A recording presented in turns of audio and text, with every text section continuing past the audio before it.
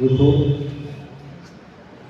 आगम के अनुसार हम चारों मुनि महाराज की आज चातुर्मास स्थापना हो चुकी है।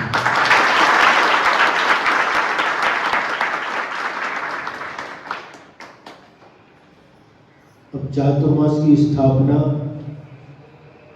जो विधि आगम में बतलाई है, उस विधि के अनुसार हम लोगों ने चातुर्मास की स्थापना कर ली है। अब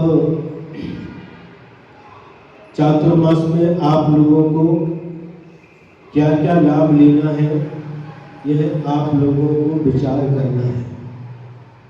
चातुर्मास का उद्देश्य क्या होता है, मुनि महाराज चातुर्मास क्यों करते हैं, इसका आगम में उल्लेख है। जब वर्षा काल आता है, धरती पर बारिश होती है और बारिश होते ही मिट्टी और पानी के संयोग से बहुत सारे तृष जीवों की उत्पत्ति हो जाती है। जब कभी हम लोग इस समय विहार करते हैं तो रास्ते में देखते हैं बहुत सारे मेंढक, बहुत सारे सर्प, बहुत सारे केंचुआ, ये जीव गाड़ी से उनका मरण हो जाता है। कई प्रकार के जीव दिखाई देते हैं। इसलिए उन सभी जीवों की रक्षा के लिए मुनि महाराज चातुर्मास में एक स्थान पर रह करके अपनी साधना करते हैं। उन जीवों की रक्षा करना उनका ध्येय होता है। जो रिद्धिधारी मुनि महाराज होते हैं, चारण रिद्धि आदि आकाशगामी रिद्धिधारी मुनि महाराज जो आकाश मार्ग से गमन करते हैं, उनके लिए चातुर्मास की कोई आवश्यकता नहीं होती, क्योंकि उनके माध्यम से किसी भी जीव का घात नहीं होता। वो जल के ऊपर भी चले तो जल का एक जीवों का घात नहीं होता। पुष्प के ऊपर चले तो उस पुष्प में रहने वाले जीवों का घात नहीं होता। लेकिन हम लोग ऐसे नहीं हैं, हम लोग रिद्धिधारी नहीं हैं, हम लोग सामान्य मुनि हैं, तो हमारे द्वारा जीव का घात होना स्वाभाविक है। इसलिए सभी मुनि महाराज 4 महीने एक स्थान पर ही रहते हैं। एक स्थान मतलब ये मत समझना जय जगत सोसाइटी। एक स्थान का मतलब ऋषभ सागर महाराज जी ने पहले भी कहा था, पुणे। हमारी सीमा क्या है? चातुर्मास में महाराज कहां तक जा सकते हैं?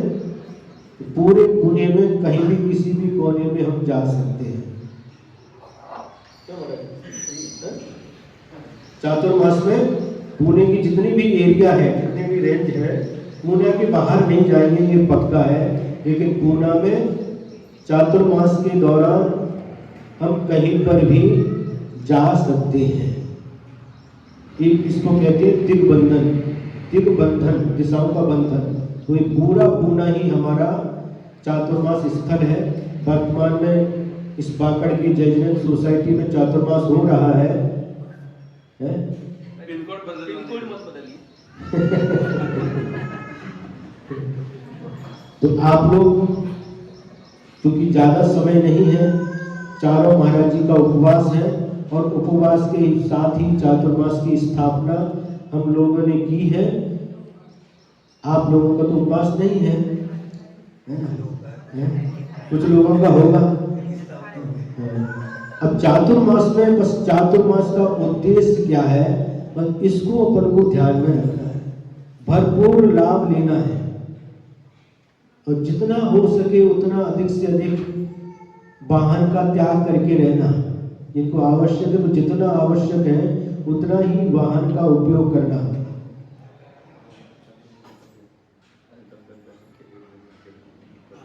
महाराज जी कह रहे इधर उधर घूमना नहीं, चातुर्मास में इधर जाना उधर जाना, एक ही स्थान पर रह करके श्रावक लोग भी साधुओं के सानिध्य प्राप्त करके धर्म ध्यान करना अपना उद्देश्य होना चाहिए। आहार दान दे करके और ज्ञान दान ले करके आप लोगों को इस चातुर्मास को बहुत अच्छी तरह से संपन्न करना है और कराना है, क्योंकि समय बहुत सीमित है। हम आपकी परिस्थिति को समझ सकते हैं कि आप लोग सभी प्राय करके जॉब वाले हैं। शनिवार और रविवार के दिन यहाँ पर मेला लग जाता है, त्योहार के जैसा लगता है, लेकिन बाकी दिन सोमवार से लेकर के शुक्रवार तक बहुत शांति रहती है। तो हम लोग चारों महाराज की अनुकूलता को देखते हुए इनकी सभी महाराजों की साधना में आप लोग साधक बनेंगे, है ना।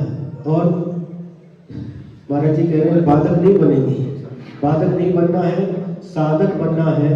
और स्वाध्याय आदि के माध्यम से जो भी आपको बता दिया गया है, अपने ऋषभ सागर महाराज जी हैं, नीराज सागर महाराज जी हैं, उत्कृष्ट सागर महाराज जी हैं, चार महाराज हैं, सबके माध्यम से अपन को लाभ लेना है,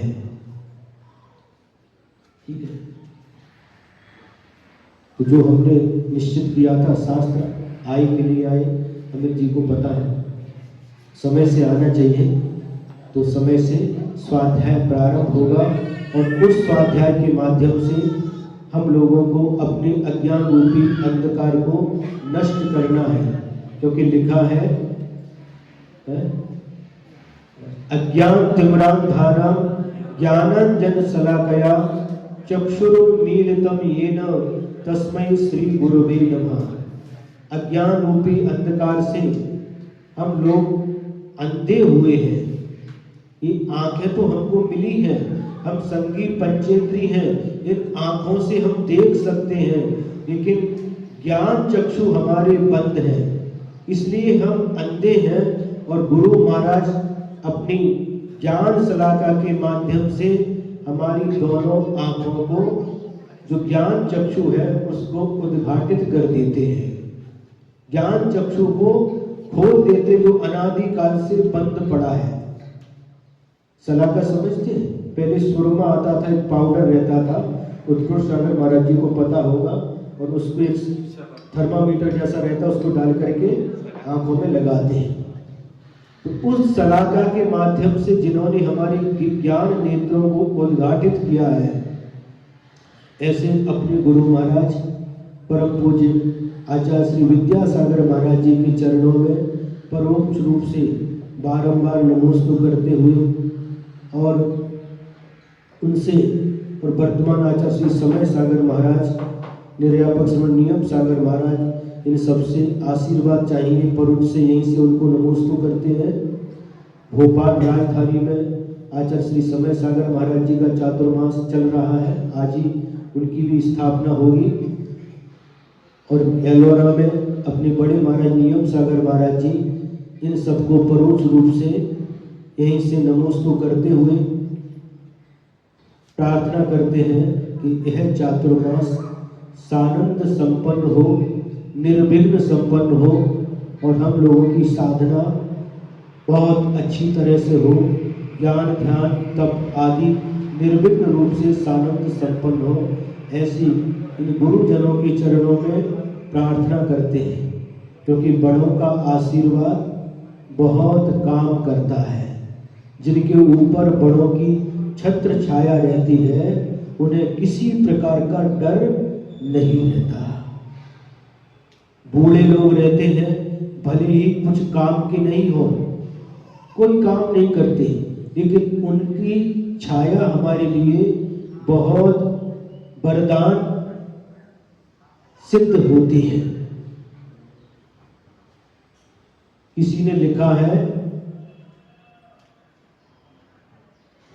अनमोल बुजुर्गों की बातें, अनमोल बुजुर्गों का साया, उस चीज की कीमत मत पूछो जो चीज पुरानी होती है। एक छोटा सा प्रसंग सुनाएंगे, बस खत्म करेंगे।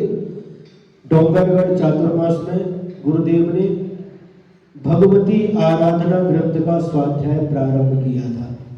सन 2012 की बात है। और रामटेक में, हाँ, इन 12 लोगों की दीक्षा हो गई थी। वहाँ पर चातुर्मास पूर्ण होते होते वह भगवती आराधना ग्रंथ का स्वाध्याय पूर्ण हुआ था। सबसे पहला ग्रंथ था जो हमने गुरु महाराज के मुख से पढ़ा था, वह था ज्ञानार्णव, और अंतिम ग्रंथ भगवती आराधना, और इसके बीच में बहुत सारे ग्रंथों का स्वाध्याय गुरु महाराज के चरणों में बैठ करके उनके मुख से सुन करके हुआ है। तो हम क्या कह रहे थे कि उस भगवती आराधना ग्रंथ का स्वाध्याय चल रहा था। रामटिक की बात है, इन महाराज लोगों की दीक्षा हो चुकी थी है? और उस समय दीक्षा में हम भी वहां पर उपस्थित थे। 10 अगस्त 2013 को उनकी दीक्षा हुई थी, और अभी तिथि के हिसाब से श्रावण शुक्ल चतुर्थी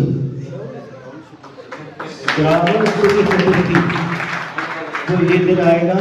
तो इसी स्थान पर अभी 24 महाराजों में से नीलाग सागर महाराज जी यहाँ पर हैं, उनका दीक्षा दिवस मनाया जाएगा।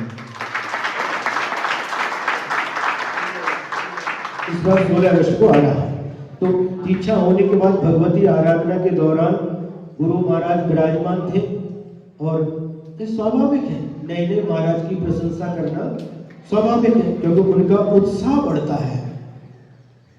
तो नए नए महाराज की प्रशंसा कर रहे थे, उनकी क्लास के दौरान उनकी साधना की प्रशंसा कर रहे थे। एक महाराज जी बहुत अच्छा, एक महाराज जी अपने संभव सागर महाराज जी तो बोले, हाँ ऐसे मजाक में बोल दिया, हाँ वही सब कुछ करते हैं, हम लोग तो कुछ करते ही नहीं। नए नए महाराज जी साधना करते, नए नए महाराज सब कुछ करते, हम तो कुछ करते ही नहीं। तो गुरु जी को समझ में आ गया, और तुरंत गुरु जी बोले, क्या बोले, अरे संभव ऐसा नहीं है, ओल्ड इज गोल्ड।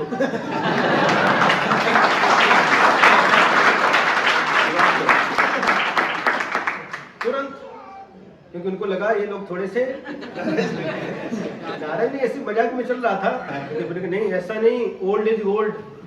तो इस प्रकार से आचार्य श्री नए महाराजों का भी और पुराने महाराजों का भी उत्साह वर्धन करते रहते थे।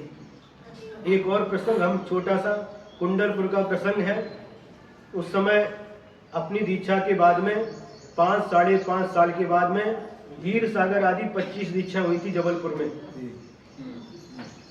हम लोग जो ऋषभ सागर आदि 23 दीक्षा नेमावर में हुई थी 22 अप्रैल 1999 को, और उसके 5.5 साल के बाद में मुनि वीर सागर आदि की ये 25 दीक्षा हुई थी 2004 में जबलपुर तिलवारा घाट में। तो फिर उसके बाद में बिहार करते करते कुंडलपुर में आए, और कुंडलपुर का प्रसंग था अपना दूसरा या तीसरा अंतराय हुआ था, और नए नए महाराज थे, उनमें से किसी महाराज जी का अंतराय हुआ। तो आचार्य श्री ईर्यपद भक्ति में पूछने लगे उन महाराज से जिनका अंतराय हुआ था। पहला अंतराय था, कितना आहार हुआ था, कब अंतराय आया, पानी लिया था कि नहीं, पूछ रहे। तो उस समय बड़े महाराज पूज्य समय सागर महाराज जी ने आचार्य श्री से कहा, आचार्य श्री अभिनंदन सागर महाराज जी का भी तीसरा अंतराय है?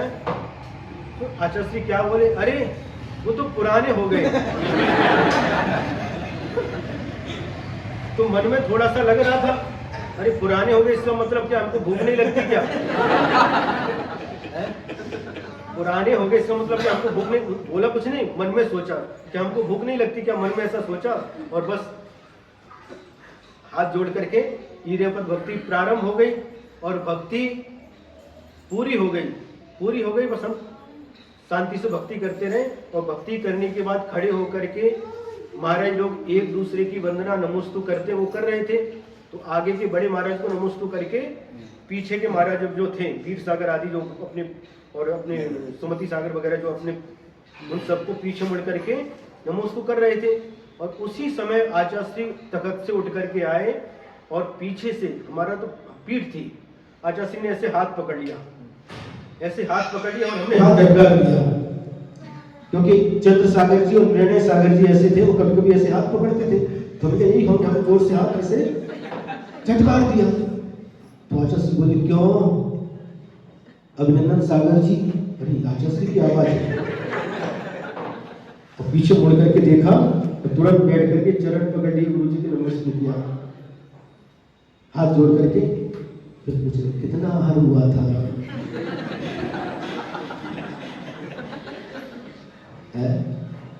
परसों कितना आहार हुआ था, कब अंतरा आया, कल कितना हुआ था, आज कितना हुआ था, सब पूछने लगे।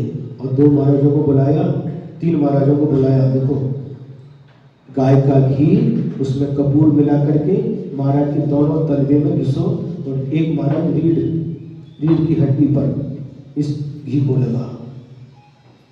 समझ में आया? उनको भी है, ये जरूरी नहीं है कि वो बोल करके दिखाए। उनको सभी की चिंता रहती थी, सभी की काळजी करती थी। ऐसे बहुत सारे प्रसंग हैं स्वाध्याय के दौरान।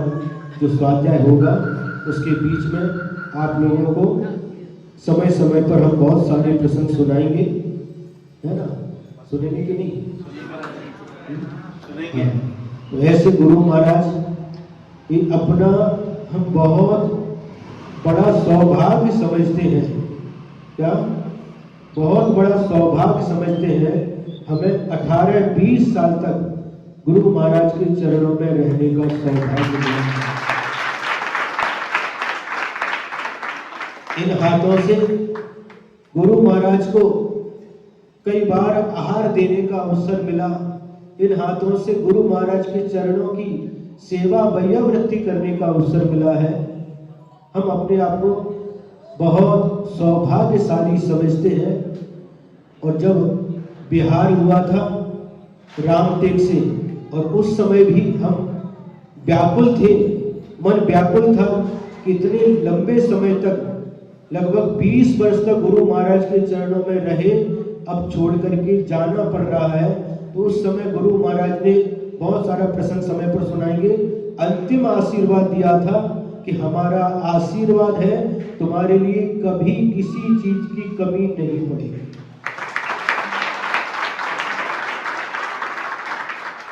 चिंता मत करो, ये अंतिम शब्द थे। रामटेक से जब बिहार हुआ, क्या कर रहे भाई? रामटेक से जब बिहार हुआ तो अंतिम आशीर्वाद, अंतिम शब्द थे गुरु महाराज के लिए। हमने कहा हम क्या करेंगे? अभी तक तो समस्या थी, हम आपके पास आते थे, अब हमें आप इतनी दूर भेज रहे हैं। दूर कहाँ है? जो शिष्य मेरी आज्ञा का पालन करता है वह दूर रह करके भी मेरे पास। चिंता करने की आवश्यकता नहीं है। कोई समस्या आई तो हम कहाँ जाएंगे? हमने पूछा, मतलब लिख करके जो हमने प्रसंग पर बताएंगे। उस समय गुरुदेव ने कहा था मैं बैठा हूं ना, चिंता क्यों करते हो?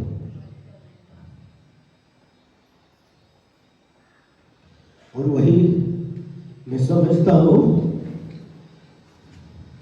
जो कुछ भी है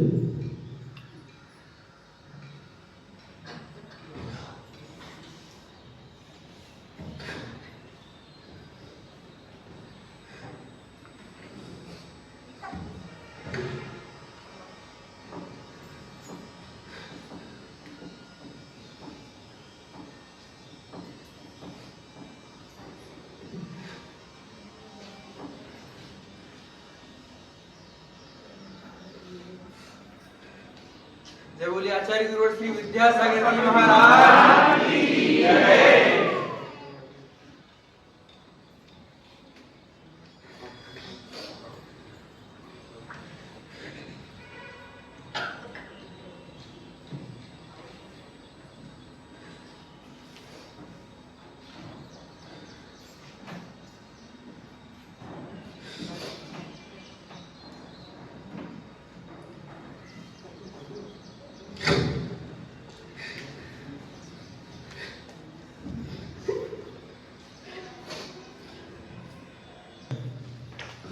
प्रत्यक्ष में भी आशीर्वाद मिला, परोक्ष में भी आशीर्वाद मिला।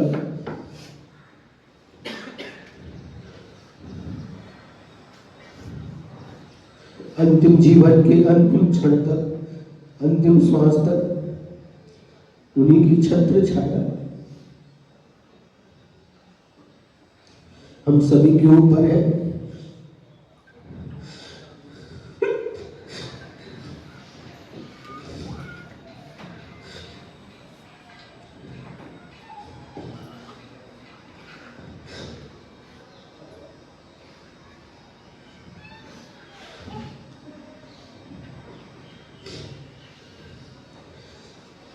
गुरु महाराज से प्रार्थना करते हैं, आपने जो अनुकंपा की, रत्नत्रय का दान दिया, दीक्षा दी, शिक्षा दी, अंतिम समय तक,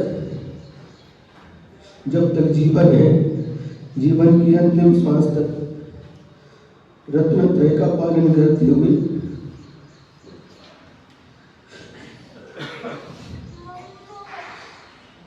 आपका निर्देश जो प्राप्त हुआ उसका पालन करते हुए अंतिम समय तक पूर्ण सजगता के साथ, जागरूकता के साथ में समाधि मरण पूर्वक इस नश्वर देह का विसर्जन हो। हमेशा आपकी कृपा थी, है और रहेगी, इसमें हमें पूर्ण विश्वास है। अधिक नहीं कहते हुए बस आज का यह चातुर्मास स्थापना गुरु महाराज के स्मरण के साथ ये छोटा सा वक्तव्य पूर्ण करते हैं। संसार में पतित था, गुरु ने उठाया, अज्ञान का तिमिर था, गुरु ने मिटाया। आचार्य हैं तरण तारण ज्ञान धारी, विद्या सागर गुरु जय हो तुम्हारी।